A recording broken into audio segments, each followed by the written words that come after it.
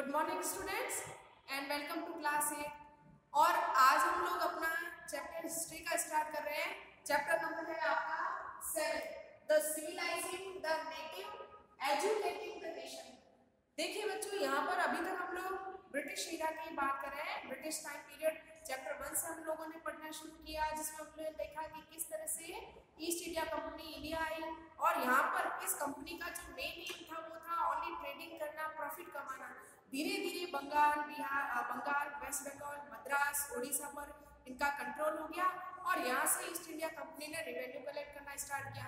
और किस तरह से इंग्लैंड के अंदर रिवॉल्यूशन जो कह सकते हैं कि इंडस्ट्रियलाइजेशन स्टार्ट हुआ और उस इंडस्ट्रियलाइजेशन का नतीजा ये हुआ बच्चों कि पूरी इंडिया के अंदर जितने भी कॉटन टेक्सटाइल इंडस्ट्रीज थी, जो कॉटेज इंडस्ट्रीज थी, स्मॉल स्केल इंडस्ट्रीज थी, वो पूरी तरह से डिस्ट्रॉय हो गई, है ना।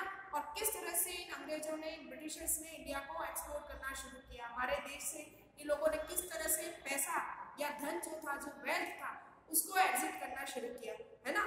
तो खूब सारा प्रॉफिट कमाने की जो स्टार्टिंग थी वो कहीं ना कहीं एक ट्रेडर से ये लोग हमारी कंट्री के ओनर बन गए। मतलब आए तो ट्रेडिंग करने के लिए थे, लेकिन क्या बन गए, कंट्री के ओनर बन गए। आज का जो चैप्टर है बच्चों, यहाँ पर भी हम लोग ब्रिटिश टाइम पीरियड की बात करेंगे, अंग्रेजों का टाइम पीरियड। सबसे पहले इन्होंने हमारी पूरी टेरिटरी को कंट्रोल किया, रिवेन्यू सिस्टम को अपने हाथ में ले लिया। मतलब जो टैक्स वसूली थी वो पूरी तरह से अंग्रेजों के हाथ में आ गई और इसका फायदा इन्होंने ये उठाया कि यहीं से ये इंडिया की करेंसी से ये लोग कच्चा माल, रॉ मटेरियल खरीदते और बाद में उसको इंग्लैंड बेच देते और हाई प्राइस रेट पर जो वहाँ पर सामान बनता उसको हाई प्राइस रेट पर इंडिया के अंदर सेल कर देते। ठीक है, यहाँ तक तो हम लोगों ने पढ़ा इंडस्ट्रीज के बारे में, किस तरह से लोगों ने अपना किंगडम यहाँ पर एस्टेब्लिश किया। आज हम लोग बात करेंगे बच्चों कि इन ब्रिटिशर्स ने किस तरह से इंडिया के अंदर रहने वाले लोगों को सिविलाइज करने की एक नई शुरुआत की। सिविलाइज का मतलब था कि अंग्रेज मानते थे कि इंडिया में रहने वाले लोगों का जो कल्चर है ये साइंटिफिक कल्चर नहीं है, है ना। इनकी जो एजुकेशन है वो साइंटिफिक नहीं है, प्रैक्टिकल एजुकेशन नहीं है और इंडिया के लोग सिविलाइज्ड नहीं है। ठीक है, और इसीलिए इन लोगों ने कुछ सोसाइटी के अंदर चेंज करने का काम किया। और दूसरी तरफ यहाँ पर शुरू होती है एजुकेशन सिस्टम। आज हम देखते हैं स्कूल सिस्टम, ये कहीं ना कहीं अंग्रेजों की ही देन है बच्चों। इससे पहले तक आप लोगों ने नाम सुना होगा गुरुकुल सिस्टम, है ना। इसी के साथ में आप लोगों ने नाम सुना होगा जिसमें हम लोग देखते हैं कि पहले जमाने में एंशिएंट, अगर इंडियन एजुकेशन की बात करें तो बच्चा पाठशाला में जाता था। ठीक है, जहाँ पर एक टीचर बच्चे को उसकी जो मदर लैंग्वेज होती थी उसी लैंग्वेज में उसको जो बेसिक नॉलेज है मैथमेटिक्स की, ग्रामर की, संस्कृत की, बेसिक जो हमारे इंडिया की लैंग्वेज थी, संस्कृत लैंग्वेज और हिंदी लैंग्वेज की जो एजुकेशन थी वो दी जाती थी। और इसी के साथ में जितने भी इपिक्स थे, जो वेदास थे, उनका नॉलेज बच्चों को दिया जाता था। ठीक है, साथ में गुरुकुल सिस्टम को फॉलो किया जाता था। लेकिन जब ब्रिटिशर्स बच्चों इंडिया आए तो इनको लगता था कि इंडिया का जो एजुकेटिंग सिस्टम है वो प्रैक्टिकल नहीं है ना, साइंटिफिक भी नहीं है और ये एजुकेशन सिस्टम बच्चों के फ्यूचर या ये कह सकते हैं कि इसका उनके फ्यूचर मेकिंग से कोई रिलेशन नहीं है। इसीलिए अंग्रेजों ने यहाँ पर अपना एक नया एजुकेटिंग सिस्टम स्टार्ट किया जिसको हम स्कूलिंग सिस्टम के नाम से जानते हैं और इसकी शुरुआत जो है वो 1781 से। तो ये सारी बातें हम लोग आज की क्लास में जानेंगे। ठीक है, अब यहाँ पर बात करेंगे बच्चों, सबसे पहले हम लोग 1783 के अंदर नाम है विलियम जोन्स। ये विलियम जोन्स कौन थे बच्चों? तो ये विलियम जोन्स एक ब्रिटिश ऑफिसर थे, एक जज थे जो कलकत्ता के सुप्रीम कोर्ट कलकत्ता के कोर्ट के अंदर अपॉइंट हुए थे। ठीक है, तो 1783 के अंदर विलियम जोन्स एक जज के रूप में इंडिया पहुंचे। ठीक है, इनकी पोस्टिंग जो थी वो कलकत्ता के अंदर की गई, एज ए जज भी करा। ठीक है, लेकिन इसी के साथ में बच्चों ये एक लिंग्विस्ट थे। लिंग्विस्ट का मतलब होता है एक ऐसा पर्सन जिसे एक से ज्यादा लैंग्वेजेस बोलनी आती है, जिसे एक से ज्यादा लैंग्वेज की कह सकते हैं कि नॉलेज हो।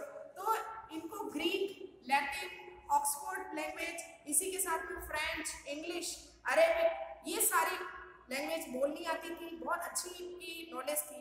तो जब ये इंडिया आए तो यहाँ पर आने के बाद में अपनी लैंग्वेज को और इम्प्रूव करने के लिए इन्होंने संस्कृत लैंग्वेज को सीखना शुरू किया और इस संस्कृत लैंग्वेज को सीखने के लिए, संस्कृत की ग्रामर को सीखने के लिए ये यहाँ पर इंडिया के अंदर रुके और इसको एंशिएंट जो टेक्स्ट थे बच्चों, एंशियंट टेक्स्ट का मतलब प्राचीन ग्रंथ जो इंडिया में लिखे गए थे, जो मोस्टली संस्कृत लैंग्वेज में होते थे, उनका इन्होंने रिसर्च किया, उनको इन्होंने पढ़ा और इसी के साथ में धीरे धीरे इन्होंने संस्कृत लैंग्वेज को भी प्रॉपर तरीके में सीख लिया। इसके बाद विलियम जॉन की हेल्प करने वाले दूसरे पर्सन थे, वो थे हेनरी थॉमस। ठीक है, पूरा नाम था हेनरी थॉमस कोलब्रुक। ठीक है, तो हेनरी थॉमस कोलब्रुक और विलियम जॉन्स ने मिलकर एंशियंट इंडियन जो ये लिटरेचर था इसको पढ़ा। जो संस्कृत लैंग्वेज में जितने भी लिटरेचर लिखे गए उनको उनकी डीप स्टडी की और इनको वो बहुत ही ये जो लिटरेचर था बहुत ही रिच लगा। ठीक है, बहुत ही इंटरेस्टिंग लगा और इन्हें लगा कि अपने आप में ये जो एपिक्स है, ये जो ग्रंथ लिखे गए जो संस्कृत लैंग्वेज में, इसमें लगभग दुनिया का सारा नॉलेज है। ठीक है, और दूसरी तरफ इनको लगता था कि अगर हम यही लैंग्वेज संस्कृत और मोस्टली जो मुस्लिम कम्युनिटी इंडिया के अंदर रह रही थी, पर्शियन और अरेबिक लैंग्वेज की अगर लोगों को हम लोग एजुकेशन देंगे तो हो सकता है इंडियंस के हार्ट में हम लोग अपनी जगह बना सके, देश के अंदर रहने वाले लोगों के दिल में हम लोग जगह बना सकेंगे एजुकेशन के थ्रू। तो ये इनका आइडिया था और ज़्यादा से ज़्यादा जितने भी संस्कृत और अरेबिक पर्शियन लैंग्वेज में इंडिया के जो लिटरेचर लिखे गए उनको ज़्यादा से ज़्यादा जानने के लिए इन्होंने एक काम किया। और काम क्या किया कि हेनरी थॉमस जो थे इन्होंने डिस्कवर किया द एंशिएंट इंडियन लैंग्वेजेस को इन्होंने डिस्कवर किया और बाद में इनको ट्रांसलेट करवाया संस्कृत से इंग्लिश के अंदर। और दूसरा जो पर्शियन लैंग्वेज में लिखे हुए जो जितने भी एपिक्स थे, जितने भी लिटरेरी सोर्सेज थे, उसको भी लोगों ने इंग्लिश में ट्रांसलेट कराया ताकि अच्छे से इन सारे के सारे लिटरेरी सोर्सेज को पढ़ा जा सके और इस एंशिएंट जो इंडियन कल्चर है उसको समझा जा सके, जो नॉलेज है उसको समझा जा सके। ठीक है, तो John set up the Asiatic Society of the Bengal. तो ज़्यादा से ज़्यादा इंडियन लिटरेचर को संस्कृत लैंग्वेज में लिखे गए एपिक्स को समझने के लिए इन्होंने एक ऑर्गेनाइजेशन बनाया जिसका नाम था एशियाटिक सोसाइटी ऑफ बंगाल। और दूसरी तरफ इन्होंने एक जर्नल निकाली, एक बुक स्टार्ट की जिसका नाम था एशियाटिक रिसर्च। ठीक है, तो एशियाटिक रिसर्च और एशियाटिक सोसाइटी ऑफ बंगाल ये दो काम इन लोगों ने किए। सबसे पहले एक कह सकते हैं कि यहाँ पर इन्होंने सोसाइटी बनाई एशियाटिक सोसाइटी जो बंगाल के अंदर थी।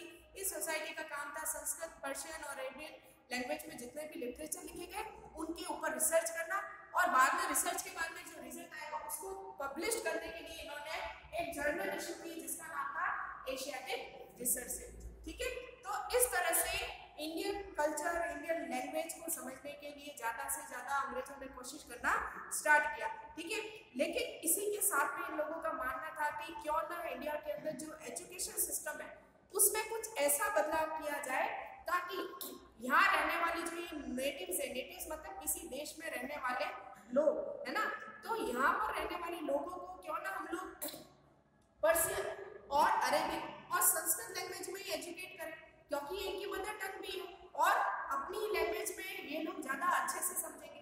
तो इसी कारण से इन्होंने 1781 के अंदर मदरसा स्टार्ट किया कलकत्ता के अंदर ताकि अरेबियन और पर्शियन लैंग्वेज के अंदर लोगों को एजुकेट किया जा सके। और दूसरी तरफ 1791 के अंदर हिंदू कॉलेज बनारस के अंदर स्टार्ट किया गया और 1781 के अंदर जो मदरसा और 1791 में जो बच्चों ये हिंदू कॉलेज स्टार्ट किया गया, इन दोनों का एक ही एम था और एम क्या था? Study of the Persian, Arabic and Sanskrit language. लोगों को, यहाँ रहने वाले लोगों को पर्शियन, अरेबिक और संस्कृत लैंग्वेज में ही एजुकेशन प्रोवाइड करवाना। तो ये जो शुरुआत थी, पहली शुरुआत थी इंडिया के अंदर ब्रिटिशर्स की तरफ से एजुकेशन सिस्टम को सुधारने की। और एम क्या था, जो मेन उद्देश्य था वो बच्चों ये था कि कैसे भी करके इंडियंस के दिल में जगह बनाना, अंग्रेजों के लिए जो भावना थी उसको बदलना इन लोगों का मेन एम था। इसीलिए इन्होंने मदर टंग के अंदर ही कुछ शुरुआत की, कुछ एजुकेशन के जो कह सकते हैं कि मदरसा ओपन किया 81 के अंदर, 91 के अंदर हिंदू कॉलेज इन लोगों ने ओपन किया। ठीक है, लेकिन यहाँ पर दूसरी तरफ देखते हैं कि grave errors of the east. Grave errors of the east का मतलब ये था कि कुछ ब्रिटिश ऑफिसर्स थे जिन्हें ये लगता था कि जो ये इंडियन या ईस्टर्न एजुकेशन का जो सिस्टम है वो बहुत ही एरर वाला है, इसके अंदर मिस्टेक्स हैं, गलतियां हैं। अब गलतियां क्या? तो ब्रिटिश ऑफिसर जो थे या कुछ स्कॉलर्स थे, उनका मानना था कि जिस तरीके की एजुकेशन इंडिया के अंदर प्रोवाइड करवाई जा रही है, ना तो ये एजुकेशन साइंटिफिक है और ना ही प्रैक्टिकल है और ना ही लोगों के लिए यूजफुल है। मतलब जो भी किताबों का ज्ञान है सिर्फ ये ज्ञान तक ही लिमिटेड है, इसका प्रैक्टिकल लाइफ के अंदर किसी तरह का यूज नहीं है। ऐसे ही एक विद्वान थे बच्चों, स्कॉलर थे, जिनका नाम था जेम्स मिल। ठीक है ना, तो पहले देख लेते हैं grave errors of the east में। देखिए British officials knowledge of the east was full of error.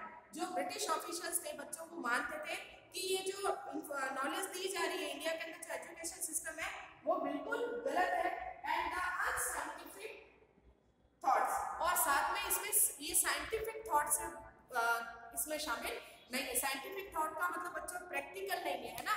जबकि हम लोग देखते हैं कि इंडियन एजुकेशन सिस्टम में हम लोग बहुत पहले से पढ़ रहे हैं आर्यभट्ट का नाम, बराहमीर का नाम, सुश्रुत का नाम, चरक का नाम, जो वर्ल्ड का पहला सुश्रुत जो थे है ना, वो वर्ल्ड के पहले सर्जन माने गए, और आर्यभट्ट जो कि ग्रेट मैथमेटिशियंस के नाम से जाने जाते हैं, जिनके पास में इतनी नॉलेज थी मैथमेटिक्स की। ठीक है, तो आप लोग ऑलरेडी पढ़ चुके हैं कि इन्होंने कई सारी नई थ्योरीज दी, नई थ्योरम दी।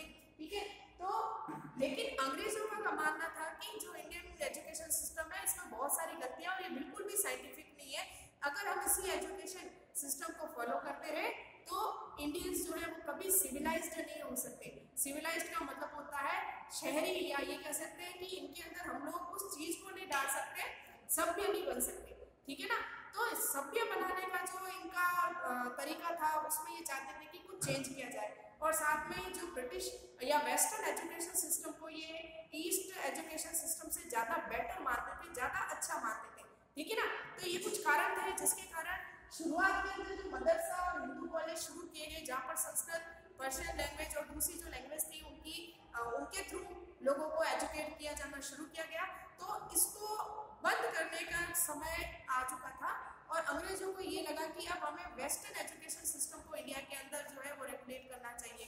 ठीक है, जिसमें इंग्लिश लैंग्वेज से की एजुकेशन दी जाए और साथ में कुछ ऐसे सब्जेक्ट्स ऐड किए जाए बच्चों जो कि इंडियंस को ज़्यादा सिविलाइज बना सके।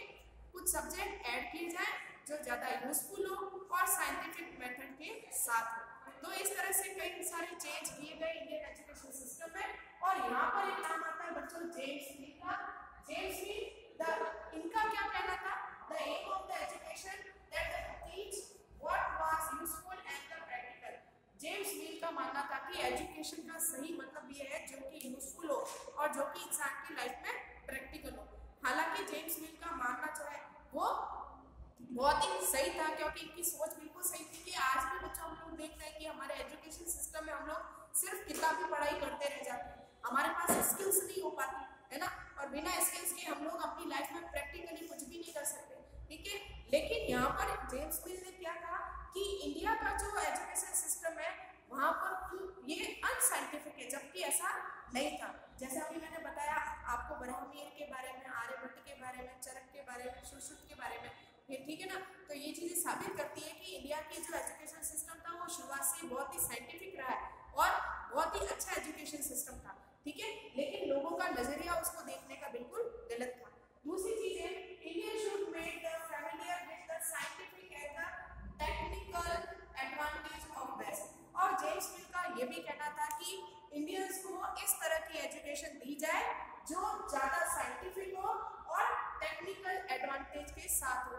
और मोस्टली इंग्लैंड के अंदर जो एजुकेशन सिस्टम था वो बिल्कुल साइंटिफिक था और टेक्निकल था, ऐसा मानना था इंग्लैंड के रहने वाले ब्रिटिश ऑफिसर्स का। ठीक है, तो ये कुछ ओवरऑल बातें हैं बच्चों जो ये शो करती है कि इंडियंस को सिविलाइज करने के लिए और एजुकेशन को ज़्यादा से ज़्यादा डेवलप करने के लिए, प्रमोट करने के लिए ब्रिटिशर्स जो है वो ये नई नई प्लानिंग्स कर रहे थे किस तरह से एजुकेशन सिस्टम को डेवलप किया जाए, किस तरह की एजुकेशन इंडिया के अंदर दी जाए। और सबसे बड़ी बात तो ये आगे हम लोग पढ़ेंगे बच्चों कि ब्रिटिशर्स ने इंडिया के अंदर वेस्टर्न एजुकेशन सिस्टम को अपनाया, दूसरी तरफ इन्होंने इंग्लिश को भी अपने एजुकेशन सिस्टम में इन्वॉल्व किया। इंडिया के अंदर इंग्लिश के अंदर जो है इंग्लिश लैंग्वेज के अंदर एजुकेशन देना शुरू किया और इंग्लिश में जो एजुकेशन देना था। और ये भी कह सकते हैं कि इंडिया के अंदर एजुकेशन को प्रमोट करने का अंग्रेजों का मेन एम क्या था?